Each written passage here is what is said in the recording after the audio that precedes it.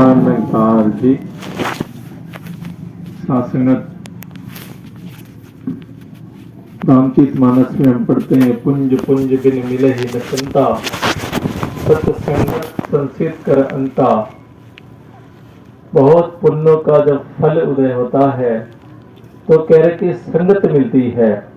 ये जो सत्संग का आनंद हम ले रहे हैं, जितने भी भगवत प्रेमी भगत संजन जो भी चाहे जहां से बैठ के इन संतों महापुरुषों के भाव को श्रवण कर रहे हैं, निश्चित ही ये ईश्वर परमात्मा की कृपा हुई है। तो कह रहे कि क्योंकि महात्मा कहते पूर्व जन्म के पाप से हरि चर्चा न सुहाए, जैसे चढ़े बुखार में भोजन के रुच जाए। अगर बैठ के कोई संतों महापुरुषों की बात सुन रहा है तो निश्चित ही जीवन में परमात्मा की कृपा हुई है। नहीं तो लोगों का मन भक्ति में नहीं लगता, संगत सुनने में नहीं अच्छा लगता है। और जो इन संतों का संग कर लेता है, महात्मा आगे भी कहते हैं, एक घड़ी आधी घड़ी आधी में पुनि आद, तुलसी संगत सादगी कटे कोट अपराध। कह रहे कि एक घड़ी, उसमें भी आधी घड़ी, उसमें से भी अगर थोड़ा समय निकाल के जिसने संतों के इस भाव को सत्संग को श्रवण करता है, कहते जीवन में सारी खुशियां मिल जाती हैं। क्यों? क्योंकि जब संत मिलते हैं, संस्कृत कहते मुक्त होना, संतों के संग में आके मोक्ष की प्राप्ति हो जाती है। अभी एक महात्मा यहीं पे यही बात कह रहे थे कि इंसान ये जो जीवन मिला हुआ है, ये मुक्ति प्राप्त करने के लिए, इस जीवन को संवारने के लिए मिला हुआ है। एक महात्मा ने चाहे जिस भी धर्म ग्रंथों का सहारा लिया हो, मगर बात केवल और केवल यही की कि ये जो ईश्वर अविनाशी परमात्मा है, ये जानने योग्य है, जाना जा सकता है। इन्होंने किसी की बातों का खंडन नहीं किया, किसी के बात को इन्होंने ये नहीं किया कि ये ठीक नहीं है, वो ठीक नहीं है।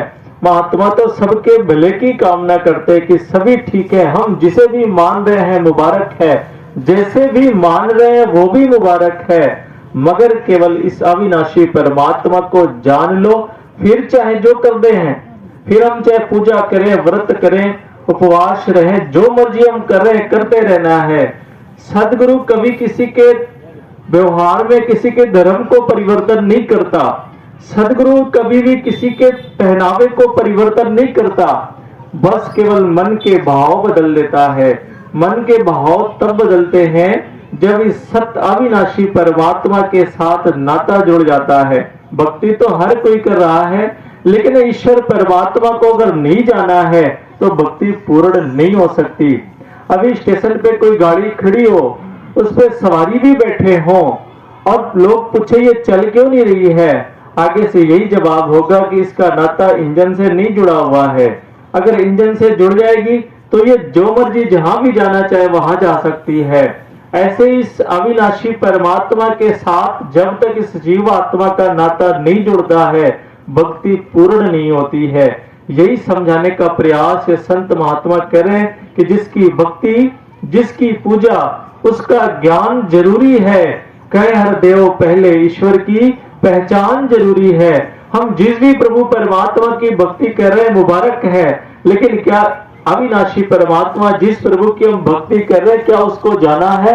अगर नहीं जाना है तो भक्ति पूर्ण नहीं हो सकती है। इसीलिए संत महात्मा आज कोई नई बात नहीं बता रहे, युगों युगों से हर समय धरती पे संत महात्मा, वली, पीर, पैगंबर, संतों महापुरुषों ने यही समझाने का प्रयास किया है कि इंसान ये जो नर्तन मिला हुआ है, इसकी महत्ता तो तब है जब इस शरीर के रहते हुए हम इस अविनाशी परमात्मा को जान लेते हैं। और ये जो अविनाशी परमात्मा जो सर्वव्यापी है, सब जगह रहने वाला है, इस अविनाशी परमात्मा को जानने के लिए भी महात्मा कह रहे थे, बहुत ही सुंदर वो कोट किया था कि सत्य का सत्य ही है जो हर बंधन से हमें बचाएगा, मगर सत्य की पहचान कौन कराएगा, ये सोचने की बात है। सत्य ये जो हर बंधनों से मुक्ति दिलाएगा हमें, क्योंकि जो बंधनों में बंधी हुई आत्मा है, हम पढ़ते भी हैं कि ईश्वर अंश जीव अविनाशी चेतन अमल सहज सुख राशि सो मायावस भयो गुसाई बद्यो कीर मरकट की नाई। पढ़ तो रहे कि अविनाशी परमात्मा का ही अंश है, लेकिन माया का संग करने के वजह से, जड़वत शरीरों का संग करने के वजह से अपने आप को जड़वत शरीर मानने लगी है। ऐसी आत्मा को बचाने के लिए, ऐसी आत्मा को फिर से इस अविनाशी परमात्मा के साथ, अभी महात्मा कह भी रहे थे कबीर जी की वो पंक्तियां, कबीर सूता क्या करे, कहे न देखे जाग, जाके संते बिछुड़ा ताही के संग लाग। कह रहे कि जिसके साथ बिछोड़ा हुआ है उसके साथ जुड़ जाओ।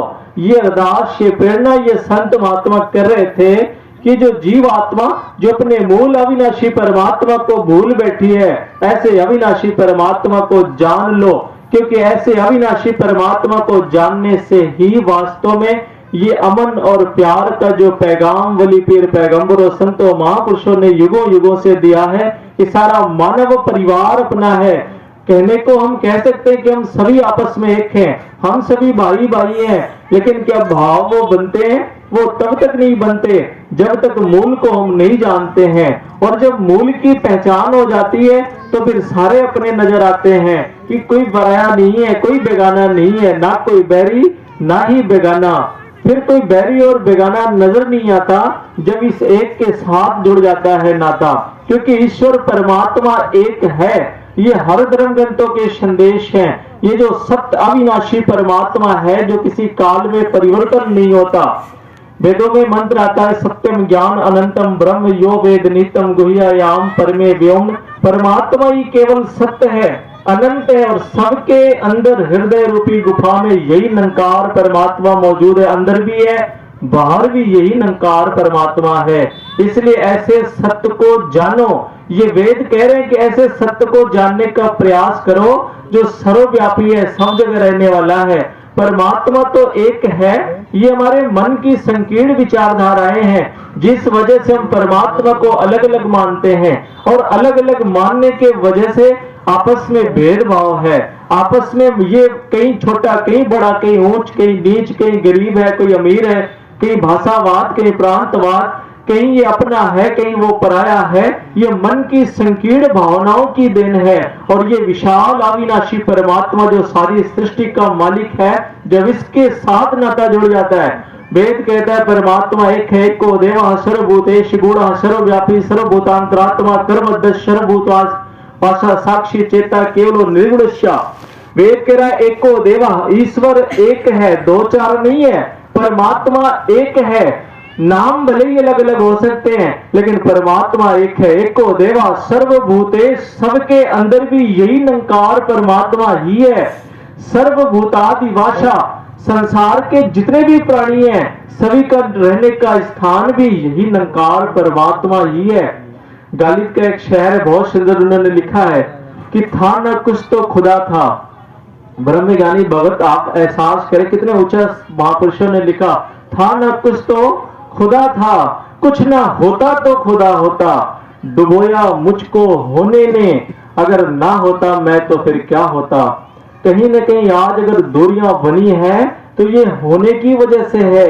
ये सूरज है, ये चांद है, ये मेरा घर है, ये मेरा देश है, ये मेरा गांव है, ये मेरे अपने हैं। जहां जहां मैंने अपने आप को होना मान साबित कर दिया, अगर कुछ ना होता तो ये निरंकार परमात्मा ही तो होता। वाणी में आता अरबद नरबद दुंदु कारा, धड़ न गगना हुक्म अपारा, ना दिन रात न सुन सूरज चांद सुन समाधि लगाएदा। बहुत पीछे जाके देखे, ना धरती थी ना आसमान था, न सूरज था न चांद था, केवल ये निरंकार परमात्मा ही था। इसने ही सारी सृष्टि की रचना की है और इसी ने सबको बनाया हुआ है। और जब इस विशाल के साथ हम जुड़ जाएंगे तो फिर वास्तव में सब अपने हो जाएंगे। अभी महापुरुष ने कुरान पाक का भी जिक्र किया, वहां भी ये संदेश आते हैं कि ईश्वर एक है, खुदा एक है, कुल वल्लाहु अहद अल्लाहु समद लम यलिद वलम यूलद वलम यकुल लहू कुफुवन अहद। खुदा एक है, बरहक बेनियाज है, न इसने किसी को जना है न उसको किसी ने जना है, और उसका कोई हमसर नहीं है। अर्थात परमात्मा एक है, खुद से है इसलिए खुदा है, स्वयं से उत्पन्न हुआ है इसलिए स्वयंभू है। किसी ने बनाया नहीं है इस अविनाशी परमात्मा को, स्वयं से है। और कह रहे इसी ने सारी सृष्टि को, इसी के अंदर ही सारी सृष्टि है। जब इस एक का बोध हो जाता है, बाइबल भी कहते हैं कि गॉड इज वन, ईश्वर एक है, दो चार नहीं है, परमात्मा एक है। All things were made by him and without him was nothing made. सब वस्तुओं की रचना करने वाला भी यही अविनाशी परमात्मा है, इसके सिवा कुछ नहीं बना है। इस अविनाशी परमात्मा जो सर्वव्यापी है, सब जगह रहने वाला है, ऐसे अविनाशी परमात्मा को जानने के बाद ही इस आत्मा का कल्याण संभव है। अभी महात्मा कह रहे थे मुक्ति के लिए परमात्मा को जानना आवश्यक है, इस सत्य को जानना आवश्यक है, क्योंकि सत्य के साथ जब नहीं जुड़ेंगे, जब तक इस अविनाशी परमात्मा को हम नहीं जानते हैं, इस आत्मा का कल्याण कभी नहीं हो सकता है। जितनी मर्जी हम धर्म ग्रंथों को पढ़ लें, उपनिषदों में मंत्र आता है अंधम तमः पविशन्त ये असंभूते उपासते ततो भूय याव संभूत्याम व्रता। कह रहे कि एक तो संभूति कहते हैं व्यक्तित्व की उपासना करने वाला, प्रकृति की उपासना करने वाला, या जो अविनाशी है, जो विनाशशील होने वाला है, इसकी उपासना करने वाला। दूसरा कह रहे संभूति संघ की उपासना करने वाला, या कहते हैं कि परमात्मा के केवल और केवल कोरी चर्चा करने वाला है, जो केवल प्रकृति की पूजा करता है, जो परिवर्तनशील है, मिटने वाले हैं, नश्वर हैं। शास्त्र कह रहे वो अंधकार में प्रवेश करता है। दूसरी तरफ कह रहे जो केवल परमात्मा की कोरी चर्चा करता है और उसको लगता है कि मैं श्रेष्ठ हूं, या केवल परमात्मा को जानने का मिथ्या दावा करता है, उस अभिमान से युक्त होकर अगर जीवन जीता है, शास्त्र कह रहे वो तो और भी घोर अंधकार में प्रवेश करता है। जो जब तक इस अविनाशी परमात्मा को जानकर मैं मेरी को मिटा के हर अभिमान से जब तक हम नहीं बचते हैं, कभी भी इस आत्मा का कल्याण नहीं हो सकता। इसलिए महात्मा कहते हैं ब्रह्म ज्ञानी भी जानने के बाद सहज अवस्था जीवन जीता है। ये ब्रह्म ज्ञान का भी अभिमान उसके पास ना होने पर, ये भी शास्त्रों के ही संदेश हैं। और जब तक ये अहम है, जब तक ये अहंकार है, इंसान फिर कहीं आता नहीं है। आवाजें तो सदियों से दी जा रही है कि आओ प्रभु का दर्शन कर लो, हर समय युगों युगों से दिया गया, और आज भी दे रहे हैं कि परमात्मा को जान लो, लेकिन इंसान आता क्यों नहीं? कहीं न कहीं अभिमान है, विद्या का, विद्वता का, धन का, कुल का, परिवार का, जिस वजह से आता नहीं है। स्वामी महावीर जी के पास एक राजा गया जो बहुत धनी था और बहुत अभिमानी था, उसको धन का बड़ा अभिमान था। राजा के पास धन और रत्न लेके गया, वो भेंट कहने लगा जो है महावीर जी के पास मेरी भेंट स्वीकार करो। आगे से महावीर जी कहने लगे वहीं पे गिरा दो। बड़ा तो गुस्सा लगा, लेकिन महात्मा का हुक्म था, उसने वहीं गिरा दिया, फिर चला गया। ये सिलसिला उसका चलता ही रहा। उसके मन में ये भाव थे किसी न किसी दिन तो ये मेरे भेंट को प्रवान करेंगे ही। उसने ये बात अपनी मंत्री को बताई। मंत्री बड़ा चालाक था, वो कहने लगा ऐसा है, आप जब जाना महात्मा से मिलने के लिए फूल लेके जाना। अगले दिन जब वो गया, वो फूल लेके गया महावीर जी के पास। जब उसने फूल भेंट की, वो देख के कहने लगे इसको यहीं पे गिरा दो। फिर वो बड़ा उदास हुआ कि अभी तक धन लेके आ रहा था, फूल लेके आया, इसे भी गिरा दो। बहरहाल वो भी उसे वहीं पे छोड़ दिया। फिर गया जो है अपने मंत्री को बताई, इस बार भी उन्होंने नहीं भेंट स्वीकार की। फिर मंत्री के लिए ऐसा, आप जब जाना तो खाली हाथ जाना। फिर कुछ दिन बाद जब गया मिलने के लिए, खाली हाथ गया। महावीर जी से कहने लगा इस बार मैं धन लेके आया था तो आप कहते गिरा दो, फूल लेके आया तो भी आपने कहा गिरा दो, अब तो मैं खाली हाथ आया हूं, अब तो बताओ अब क्या करूं? कहने लगे खुद को गिरा दो। राजा समझ गया कि महात्मा कहना चाहते हैं कि क्योंकि मेरे अंदर अहंकार भरा है, और जब तक ये मैं नहीं मिटता तब तक परमात्मा भी नहीं मिलता। जब मैं था तब हरि नहीं, अब हरि है मैं ना है, सब अंधियारा मिट गया जब दीपक देखा मैं। जब तक मुझे यह अभिमान है कि मैं तो जानता हूं, मैंने शास्त्रों को पढ़ रखा है, मैं तो बहुत कुछ जानता हूं, मैं इतनी यात्राएं कर चुका हूं, मैंने इतने दान किए हैं, मैंने इतने पुण्य किए हैं, कहने वो परमात्मा को कभी नहीं प्राप्त कर सकता जब तक सदगुरु के दर पे हम समर्पण नहीं होते। बाकी जो कुछ भी करने वाले हैं, आपने इतिहास में पढ़ा होगा, पीपा बादशाह का जिक्र आता है इतिहास में दर्ज है, मिलता है। वो माँ वैष्णो का इतना बड़ा भगत था, इतना बड़ा पुजारी था, कहते कि ऐसे अवसर पे वो उससे साक्षात बातें करता था वो माँ से। स्वामी रामानंद जी वो समय के सदगुरु थे, उधर से गुजरने लगे आवाज लगाई कि जब तक परमात्मा को नहीं जानोगे मुक्त नहीं हो सकते हो। उसे अभिमान था कि मेरी तो बातें मां से सीधा होती है, मैं भला मुक्त नहीं हो सकता। कहने लगे नहीं हो सकते, फिर अगर नहीं विश्वास तो माता से ही पूछ लेना। अवसर आया, उसकी बातें होती थी मां से, वो प्रकट हुई, बातें करने लगा कि वो रामानंद जी कह रहे थे मैं मुक्त नहीं हो सकता। आगे से वो कहने लगी, माता जी कहने लगी, हे राजा तू मेरे से जो कुछ चाहता है मांग ले, मैं ऐसा वरदान दूंगी कि तेरा राज्य हमेशा खुशहाल रहेगा, तेरे घर में धन दौलतों का अंबार रहेगा, लेकिन मैं तुझे मुक्त नहीं कर सकती। राजा उदास हो गया। पीपा बादशाह कहने लगा, फिर तो मेरी भक्ति व्यर्थ है, प्रार्थना की फिर कल्याण कैसे होगा। कहने लगे, समय के सदगुरु के पास जाना ही होगा। और समय के सदगुरु उस समय रामानंद जी के पास वो गया, जाता है रथ को लेके, धन दौलतों को लेके। सत्संग हो रही थी, ऐसे ही सेवादार थे, कहने लगा कि जाके कह दो महाराज से कि पीपा बादशाह मिलने आया है।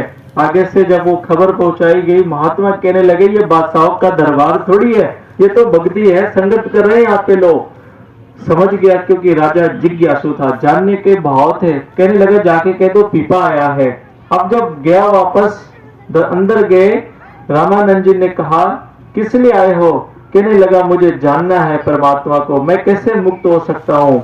आगे से कहने अच्छा परमात्मा को जानना चाहते हो, ये कुआं है इसमें कूद जाओ, मिल जाएगा परमात्मा। कूदने चला, हाथ पकड़ लिया, समझिए कि ये जिज्ञासु है, इसे प्रेम है, परमात्मा को जानना चाहता है और ज्ञान कराया जब इस अविनाशी परमात्मा का। पीपा बादशाह लिखता है, हर ने अपना आप छुपाया, गुरु ने प्रगट कर दिखलाया, हर ने जान दुखा विच केरी, गुरु ने विपदा काटी मोरी, हर ने पान चोर दिए साथे, गुरु ने पकड़ दिखाए हाथे, कह पीपा ऐसे गुरु ते तन मन वारो, हरि तजो पर गुरु ना विचारो। क्योंकि जिस सदगुरु की वजह से मुझे इस अविनाशी परमात्मा का ज्ञान हो जाए, जो अविनाशी परमात्मा सर्वव्यापी है, सब जगह रहने वाला है, जो जन्म नहीं लेता, जो मरता नहीं है, ऐसे अविनाशी परमात्मा का ज्ञान, ऐसे सत्य का ज्ञान युगों युगों से केवल और केवल सदगुरु के द्वारा हुई है। इसीलिए महात्मा कहते हैं सदगुरु की तलाश करो। अभी संतों महापुरुषों ने समझाने का प्रयास भी किया है कि इस अविनाशी परमात्मा को अगर जानना चाहते हो तो सदगुरु के दर पे आ जाओ। और सदगुरु क्या करता है, हम तो पढ़ते हैं ईश्वर परमात्मा सर्वव्यापी है, ईसा वासुदेव सर्वव्यापी किंतु जगत्याम जगत, ऐसा कोई स्थान नहीं है जहां पे अविनाशी परमात्मा ना हो।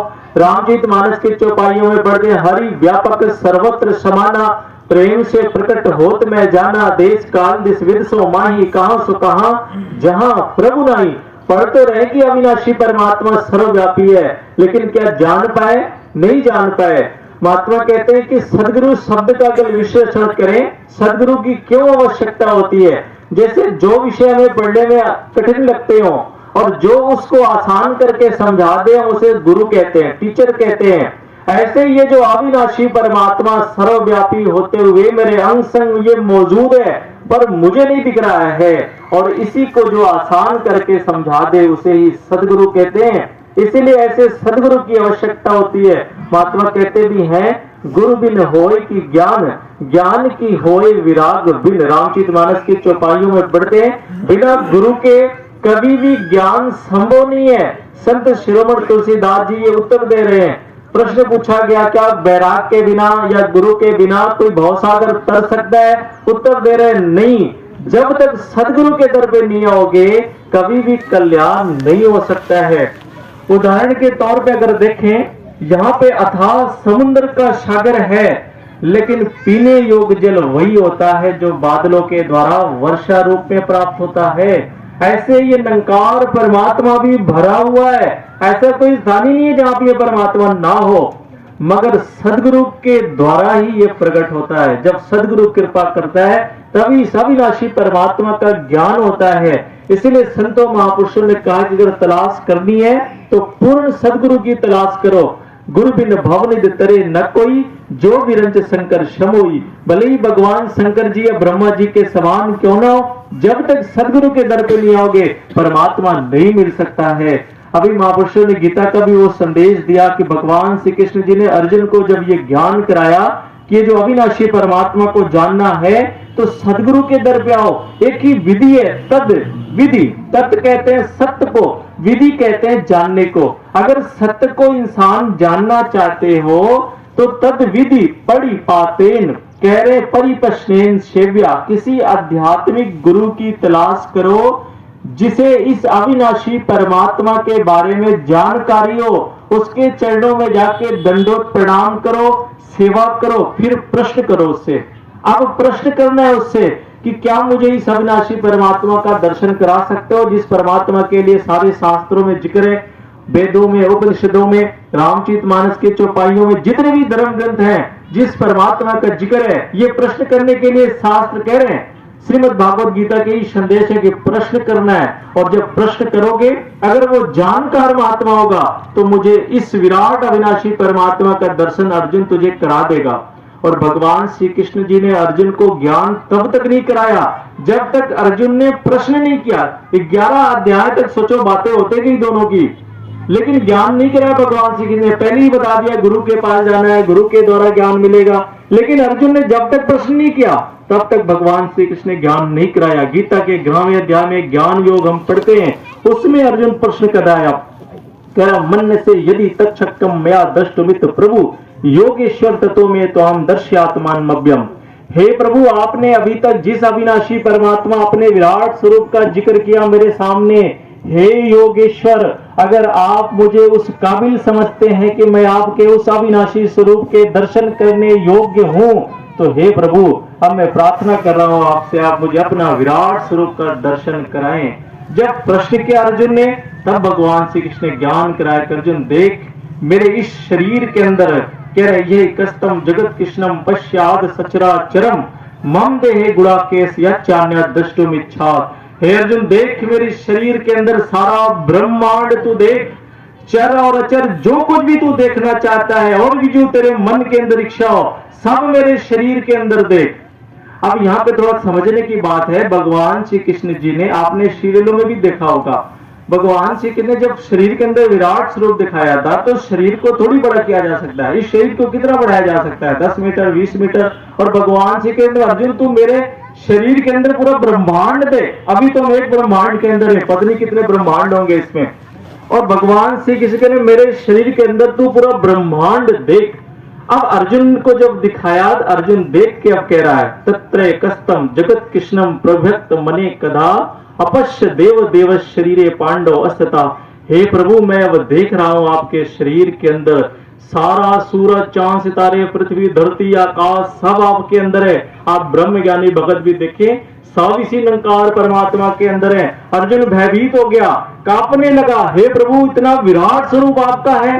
आप अनेक बाहुदार वक्त नेत्रम, अनेक भुजाएं हैं आपकी, अनेक सब कुछ है। आगे कह रहा है, ना अंतम, ना मध्यम, ना पुनस्त्वादिम। हे प्रभु, आपका कहां से शुरू है, कहां आपका बीच है और कहां पे आप खत्म होंगे, कोई और चोरी नहीं है। अर्जुन देख के अब कह रहा है, हे प्रभु, इतना विराट स्वरूप मैं देख के भयभीत हो गया हूं। सब कुछ इसी के अंदर है, सारी सृष्टि इसी के अंदर है। ऐसा विराट स्वरूप जब अर्जुन ने देखा तब कह रहा, नमः पुरस्ताद नमः पिछस्तते नमो अस्तुते सर्वत्र एव सर्व अनंत वीर वितम विक्रमस्तम सर्व समापनोसि ततो असि सर्वा। हे प्रभु, तू मेरे आगे भी है।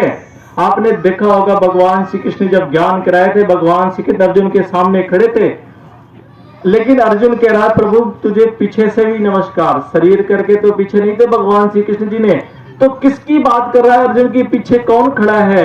कुछ और विराट स्वरूप दिखाया था। उसी विराट स्वरूप के बारे में ये संत महात्मा कह रहे हैं, जो ज्ञान भगवान श्री कृष्ण जी ने गीता में कुरुक्षेत्र के मैदान में अर्जुन के सामने अपना विराट स्वरूप दिखाया था।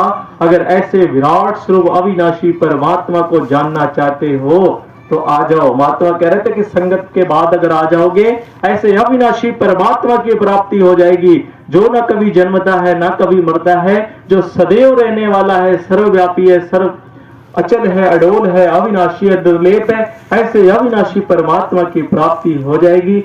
इन्हीं शुभ भावनाओं के साथ दास ये अरदास यही प्रार्थना करें।